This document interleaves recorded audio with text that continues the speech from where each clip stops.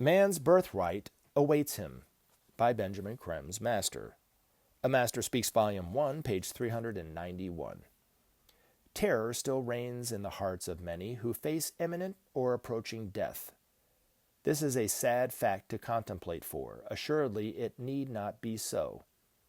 For most people, the stress involved in coming into the world by far outweighs that of slipping quietly out of the form and gaining thereby a new and greater freedom. A similar state of fear grips many today as they see the crumbling of the old familiar structures. They know not what is coming, only that their world is dying, collapsing before their terrified gaze. On all fronts is this so: economic, religious, social. They awaken daily to the announcement of another loss. The world is poised between the old and the new, the past and the future, and people hold their breath for an indication of the outcome. The signs are there in abundance for all to see, yet many refuse to see in them the hope they crave, and diminish thereby their happiness and calm. Have no fear of the future, for it will be, if man so wills, greater and more beautiful than can be imagined, greater by far than man's highest dreams. The uncertainty and anguish, the pain of loss and change, are but the birth pangs of a new and better world struggling to be born.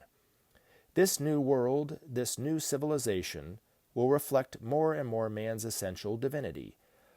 Qualities and powers which hitherto have been ascribed exclusively to God will in true measure be manifested daily by men. The miracles of today, properly understood, will be seen as normal and consistent with the laws of nature, answering to the control of the enlightened mind and will. Thus will it be, and thus will man grow in knowledge and confidence that he is truly on the spiritual path once more, that behind him now lie the mistakes of the present time. When man accepts in fact and in deed that humanity is one, that men are brothers, one of another, all things can safely become his. His birthright awaits him. So must men show that they are ready for peace, ready to enter the future together without bloodshed or competition. They must be glad to share and work in harmony for the good of all.